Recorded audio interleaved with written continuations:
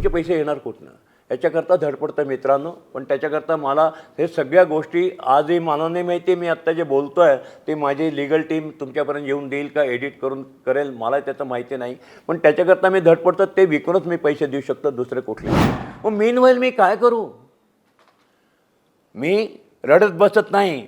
पाय मोडला आहे, पायात लोखंड आहे, नाही दुखत माझा पाय, पाहिजे तसं रोज 5 किलोमीटर चालतो. पेसमेकर बसवला इथे, इलेक्ट्रिक मॅन झालो आहे म्हणतो मी नाही घाबरत त्याला. उलटं प्रत्येक गोष्टीला पॉझिटिव्ह घेतो. जेव्हा पायात लोखंड बसलं, जेलमध्ये असताना पाय मोडला आणि ससून मधनं करून घेतलं ऑपरेशन. मग पायात लोखंड आल्यावर मी काय रडलो का? मी म्हणलं I am become a steel man, पोलाद पुरुष. आता तर आपल्या कोणी नादी लागलं तर पायात लोखंड एक लात बसली पाहिजे तर काय होईल? लाईक दिस प्रत्येक गोष्ट पॉझिटिव्ह घेत गेलो. मग बाहेर आलो जेलमधनं, पेसमेकर बसवण्यात आलं. पेसमेकर बसवण्यात आलं म्हणजे झालं इलेक्ट्रिक मॅन. नो आहे बिका आता लोखंडी म्हणत इलेक्ट्रिक मॅन झालं. आणि मग हळूच बायकोला खुश करायचा असतो. हार्टमध्ये फक्त बायकोला एंट्री, दुसरी कोणी स्त्री आली तर इलेक्ट्रिक शॉक बसेल. प्रत्येक गोष्टीत कसं पॉझिटिव्ह घ्यायचं, कसं करायचं याचा एक अभ्यास करत जायचा असतो. आणि मग आता 8-9 महिने झाले मस्त फाडून टाकलं रे आरपार.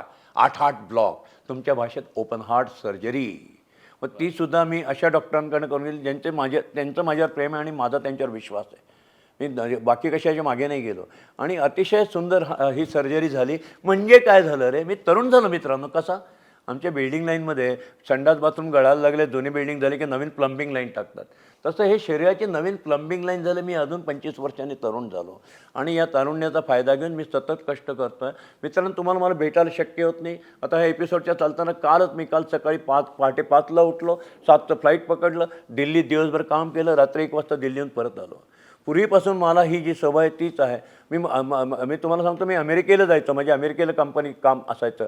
2 रात्र विमानात आणि 1 रात्र अमेरिकेतल्या कामावर.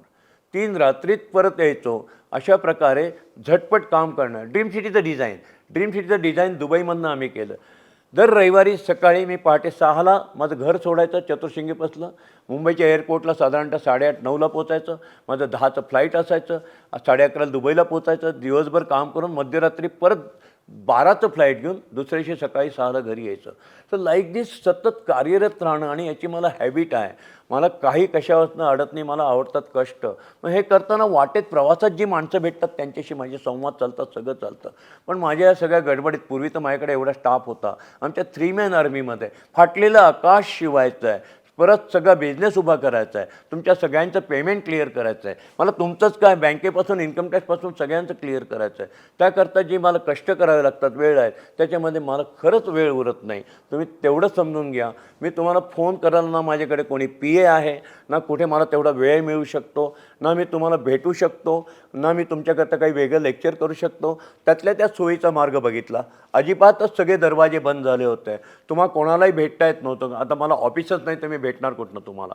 तर त्याच्याऐवजी आपण या सोशल मीडियाच्या माध्यमातून तुमच्यापर्यंत जाऊ आणि जेवढे मला माझे विचार देता येतील, ज्ञान देता येतील ते वाटत राहू. ज्ञानार्जन म्हणजे ज्ञान वाटणे, पैसे कमवणे नाही. मी अर्थार्जन नाही. त्या दृष्टीने मी करतो आहे. मी जे काही सांगतो आहे ते काही सगळंच उत्कृष्ट, सगळंच योग्य आहे हेही माझं म्हणणं नाही. पण जे अनुभव येते ते देतो आहे. ज्याला जसे त्यातले वाटतील, आवडतील, पटतील किंवा झेपतील किंवा योग्य वाटतील ते त्याने स्वीकारावेत. पण कृपया मी तुमच्या फोनला उत्तर दिलं नाही, मी तुम्हाला भेटत नाही, मी ऑनलाईन क्लासेस घेत नाही किंवा बालगंधर्वला कार्यक्रम करत नाही, याच्याबद्दल कृपया गैरसमज करू नका.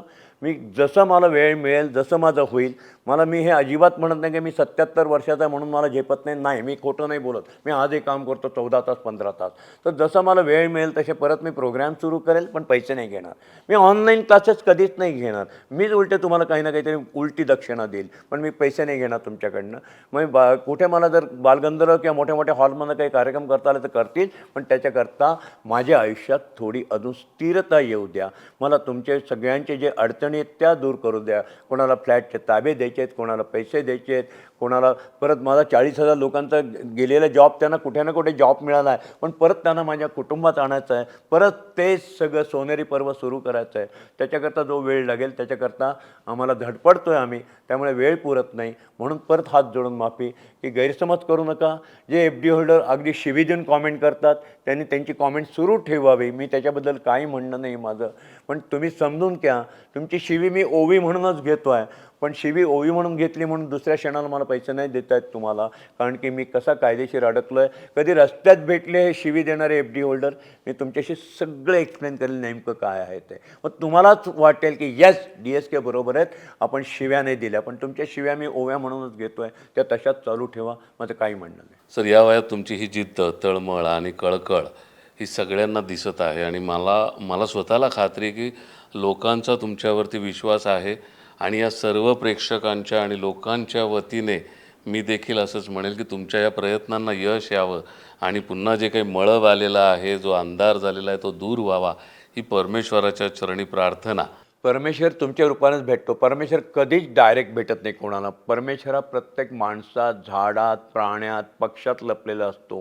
आणि म्हणून कधी कधी आपण भारद्वाज दिसलं की म्हणतो काय नसतं, आज शुभ शकून झाला. अरे मुंगूस अडो गेलं तर म्हणतो काय सुंदर झालं. म्हणजे आपण कसा शोधत असतो परमेश्वर, तसे तुम्ही माझे हे सगळे फेसबुक बघणारे, व्हिडिओ बघणारे जे तरुण आहेत, जे कॉमेंट्स करतात, जे नाही करत, तेच माझ्या दृष्टीने परमेश्वर आहे. आणि निश्चितपणे मी तुमचा सदिच्छा हाच तुमचा आशीर्वाद समजेल आणि यात निश्चित मार्ग निघेल आणि आपण सगळे यातनं बाहेर पडू. घरासाठी काडी काडी जमवतात माणसं, टुमदार स्वप्नात रंगतात माणसं, छान छान घरात राहतात माणसं, जेव्हा भेटतात घराला घरपण देणारी माणसं, घराला घरपण देणारी माणसं. DSK, घराला घरपण देणारी माणसं.